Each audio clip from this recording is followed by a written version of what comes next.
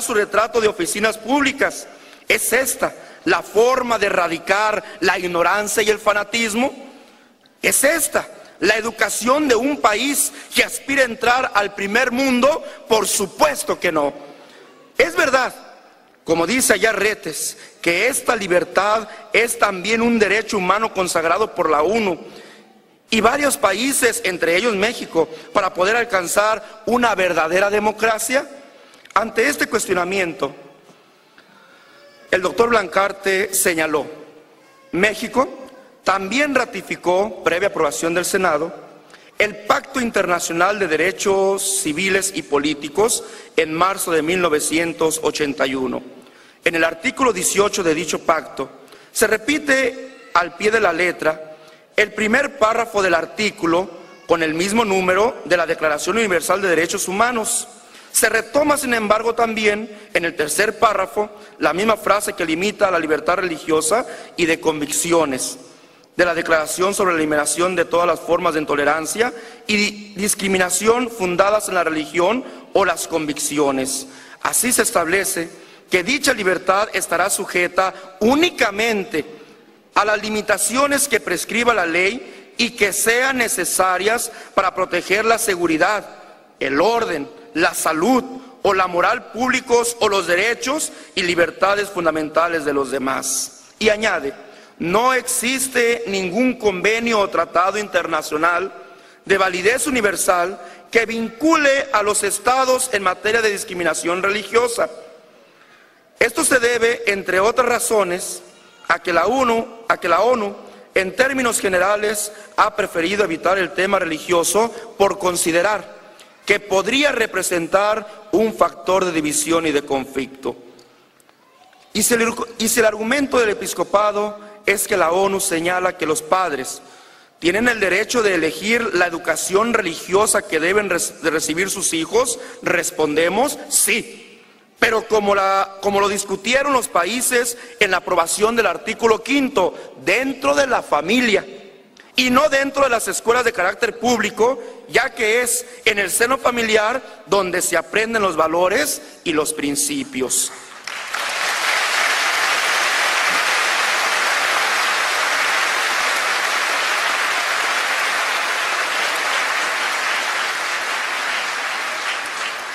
A propósito de valores y principios, dentro de la familia y el debate sobre la despenalización del aborto y otros temas de la actualidad, la jerarquía católica se desgarra las vestiduras y adopta una actitud de imposición ante el orden civil. John Locke señaló con precisión: el orden eclesiástico no tiene derecho de imponer al orden civil.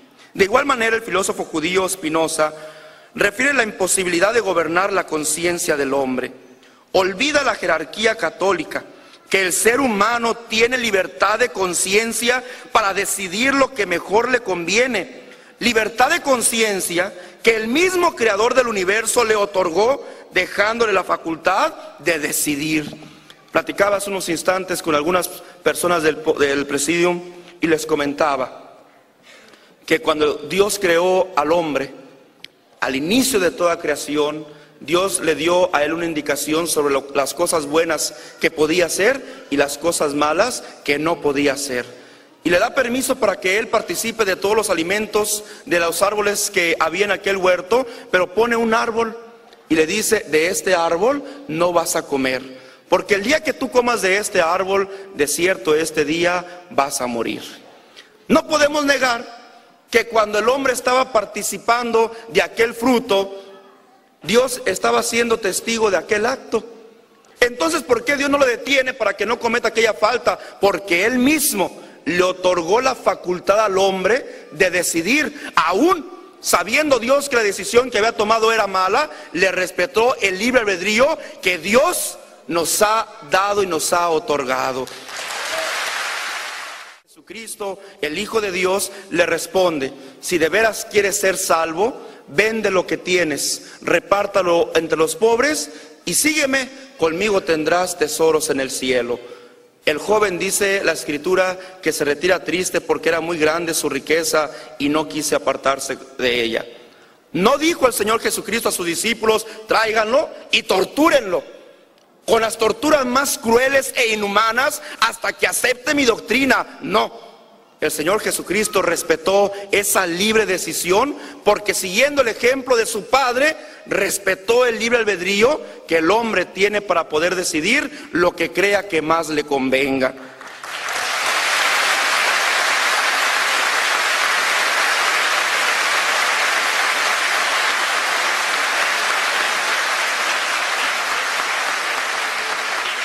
Conviene aquí recordar el pensamiento liberal de Melchor Ocampo, quien dijo: si todo mundo ocupa un sacerdote para ejercer su libertad de conciencia, entonces es el sacerdote el que ejerce su libertad de conciencia.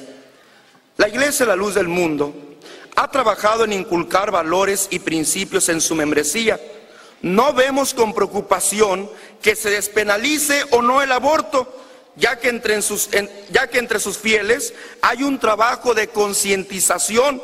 Es por ello que hay 0 índice de abortos. Se preocupan y desgarran las vestiduras a aquellos que han descuidado la enseñanza en su iglesia por inmiscuirse en política, por incurrir en conductas que resultan hasta criminales, como nos lo acaba de mostrar aquí nuestro amigo de Perú, ¿verdad? A ellos les recomendamos regresar a sus templos a trabajar y dejar de tratar de incidir en el ámbito civil del Estado, pretextando buscar una libertad religiosa. Pero ¿es verdad que nuestra ley fundamental limita la libertad religiosa? No. Las únicas limitaciones a las actividades de las iglesias son: primero, poseer y administrar medios electrónicos de comunicación. Segundo, que los ministros de culto no puedan ocupar cargos de elección popular ni dentro de la administración pública, ni pueden influir en favor o en contra de un candidato o candidata o de un partido. Tercero, los partidos políticos, por su parte, tienen prohibido llevar en su nombre referencias confesionales o religiosas. Y cuarto, no impartir educación religiosa en escuelas de carácter público. Al respecto, abunda el doctor Blancarte. La limitación al derecho de voto pasivo, que todavía existe en la actual legislación, para los ministros de culto pudiera ser considerado por algunos como una forma de discriminación por motivos religiosos. Sin embargo, las limitaciones a los ministros de culto todavía existentes en la legislación mexicana son consideradas por otros no como una forma de discriminación, sino como una exclusión derivada de la necesidad de mantener separadas las actividades políticas y religiosas. De la misma manera que se excluye por motivos similares la participación en política de los militares en activo. La exclusión de la religión de la esfera pública responde también a la presencia de una iglesia hegemónica cuya participación en los asuntos políticos hubiera podido significar la perpetuación de desigualdades y privilegios en el plano religioso. ¿Podemos decir que las limitaciones mencionadas son una violación a la libertad religiosa en México? No. ¿Es necesario reformar la Constitución con este argumento? No. Pero sobre todo, ¿la población mexicana está clamando por estos cambios? Consideramos que en todos los casos la respuesta es negativa. Que los mexicanos sientan que sus libertades en materia de religión estén siendo socavadas o que sea indispensable revisar el ordenamiento jurídico existente.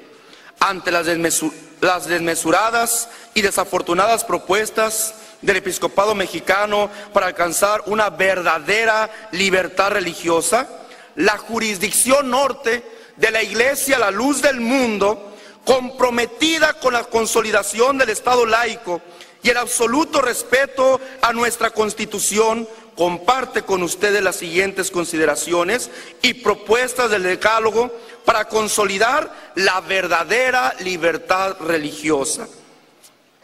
Primero, se mantenga como hasta hoy la libertad religiosa dentro del marco constitucional del Estado laico. Segundo, siga vigente y como pilar de la nación mexicana el principio histórico de la separación del Estado y las iglesias. Tercero, continúe garantizada por el artículo 24 constitucional la libertad de creencias. Cuarto, por sobre todo, se mantenga vigente y obligatoria la educación pública, gratuita y laica. Quinto, se erradique de todo ordenamiento jurídico el término secta, toda vez que conlleva una carga peyorativa y de discriminación. Sexto, se garantice el trato igualitario para todas las iglesias de parte de las autoridades, respetando en todo tiempo la diversidad religiosa. Séptimo, se tome en cuenta a todas las asociaciones religiosas en materia de iniciativas que puedan afectar a cualquier minoría religiosa. Octavo, se modifique el procedimiento del censo que hará el INEGI en el año 2010, volviéndolo incluyente y no excluyente como el del año 2000, para que refleje realmente la diversidad religiosa que hay en México. Noveno, se eleve a rango constitucional la protección de los derechos de las asociaciones religiosas.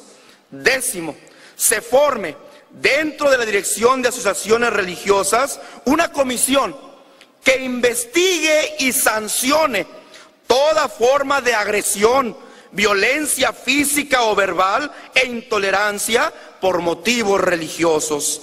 Por todo lo anterior expresado, exigimos categóricamente no a las pretendidas reformas de la jerarquía católica, respeto absoluto al Estado laico. Muchas gracias.